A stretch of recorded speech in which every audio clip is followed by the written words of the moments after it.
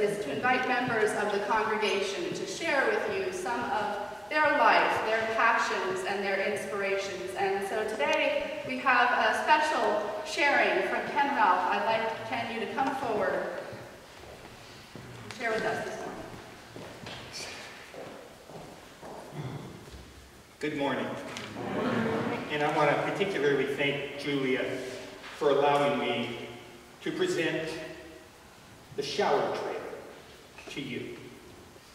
And you may have noticed the trailer to serve the homeless is parked right outside of our gateway at our courtyard. And I'm going to tell you about the shower. But before I do, I want to introduce you to somebody.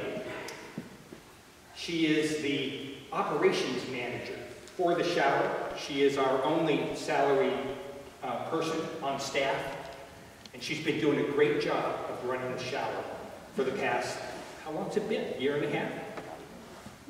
So first, I'd like to introduce Linda McDade.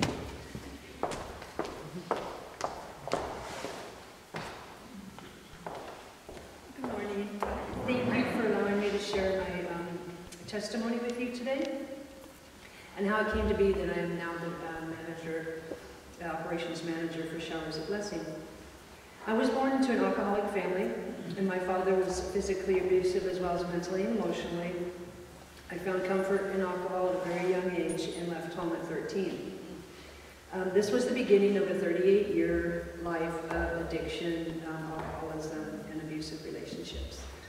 Although I had brief times where I stayed sober, I inevitably went back to the self-medicating. I was a functional addict in that I had a career in the medical field for 20 years.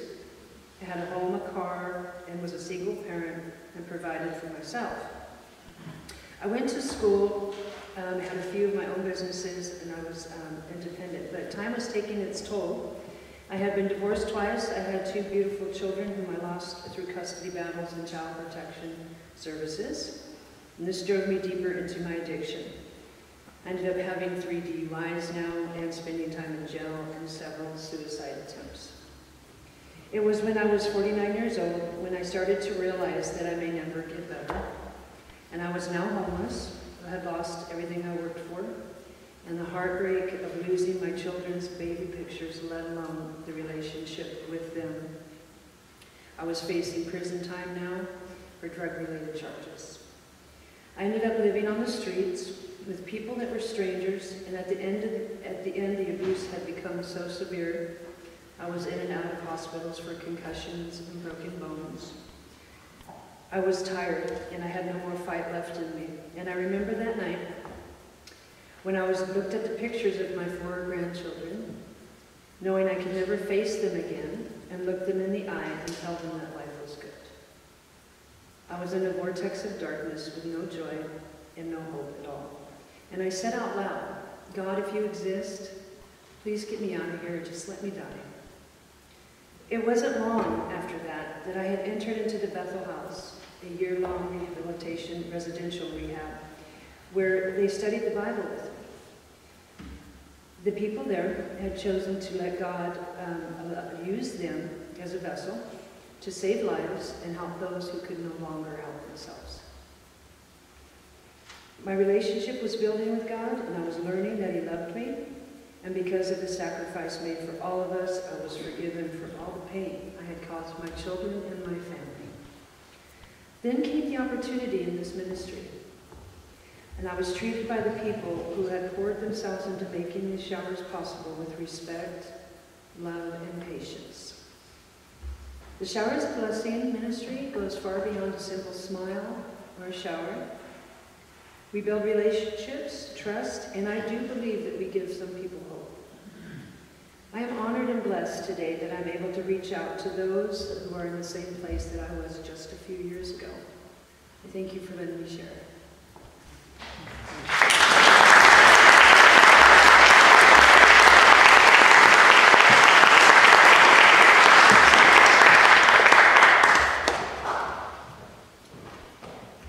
And Linda and I are going to be working together. And I want to tell you a little bit about what we're up to. As you may have known, or may not, I have been volunteering at a homeless shelter, Casa Esperanza, which is now PATH, for almost 4.5 years. It's been moving, it's been rewarding, it's been frustrating, and I think it's also been life-changing for me. I've learned that getting our less fortunate back on their feet and into safe housing can be a long, hard struggle that fails far more often than it succeeds. And that means that over and over again, the people I've met at the shelter will once again be forced to sleep on the beach, or in the woods, or in a rundown vehicle, just like the one I've seen parked right over here on the corner of Arriaga and Santa Barbara Street. Now add to this the indignity of having no place to get cleaned up, to take care of basic hygiene, to indulge in something as simple as a shower. Well, the Reverend Ron Cox and the congregation at Christ Lutheran Church in Goleta decided that they would no longer allow this to happen to their homeless friends in Isla Vista and Goleta. So they purchased a shower trailer, the one we have out here, with 2 self-contained, private, clean, really nice bathrooms in it. A truck was donated, and a coalition of other churches in the area joined with donations, financial contributions, and volunteers, and suddenly the Showers of Blessing was born. And I want to mention, it was born with the particular leadership of a man I've grown to admire and really like a lot, and that is the retired Reverend Doug Miller, former First Baptist minister, and his wife Sandy. Free showers, underwear, even laundry service are now offered at 3 locations every week. Last year, 1,600 showers were taken. This year, the number is expected to increase to 2,200 showers. But this is all happening up in Isla Vista and Goleta, where the Common Ground census estimates 100 homeless reside. It is not being offered here in Santa Barbara, where the same census counts over 900 homeless. Well, in my life, I have never truly felt called, felt an irresistible call to a ministry, to be called to lead an effort that could actually ease the plight of others, until now. And with the support and encouragement of Doug Miller and Marty Jenkins, my friend and fellow Unitarian from Live Oak, and Linda McDade, I've agreed to lead the effort to build and manage a downtown coalition of churches and other organizations that we need in order to bring this shower trailer here to serve our homeless.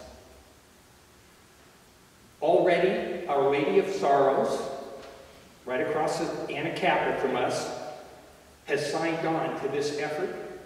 They've agreed to let us use their parking lot on Thursday afternoons, every Thursday of each month, so that we can open our very first shower location downtown. And we're going to do this April 7th. We're barreling ahead, even while we're gathering the support that we're going to need to pull this all off. But we're going to need others to join in, and that's why I have come to you. Because I see this as putting into action the whole idea of integrity, wonder, and action about what we believe in. I need your help.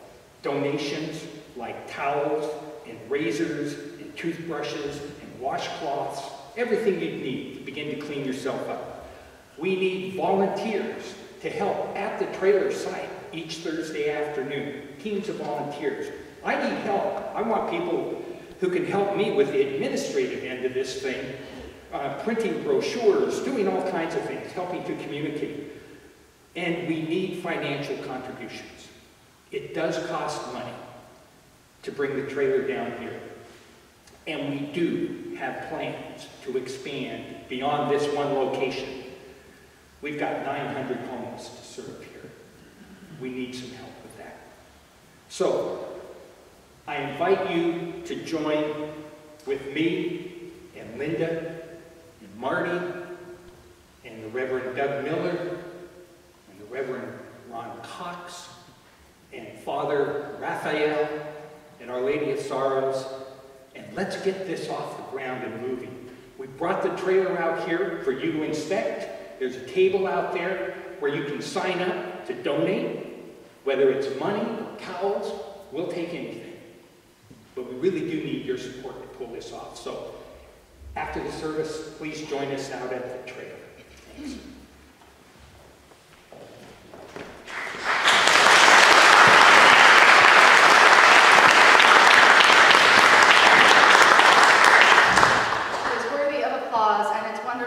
Part of a multi-faith effort like this to build our relationships in the community, to work with Live Oak, our sister congregation in Goleta.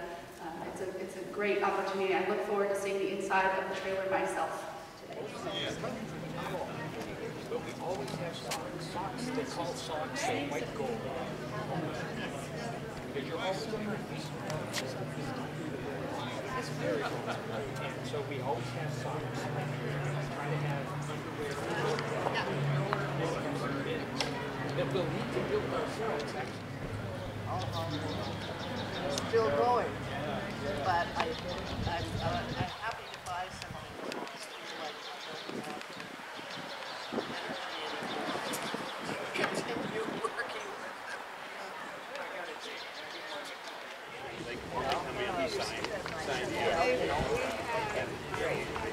It's still a thing. Sometimes things like that. Well, they had a basic model that we had customized. Yeah. Where they do all manufacturing parts. Sorry. I want to say thank you. Okay, you're looking good, guys. Good. Okay. Does his head reflect light on me, unfortunately? Ready? Here we go. Did you get to see inside? I'm going to go take a picture. I did, yes. Yeah.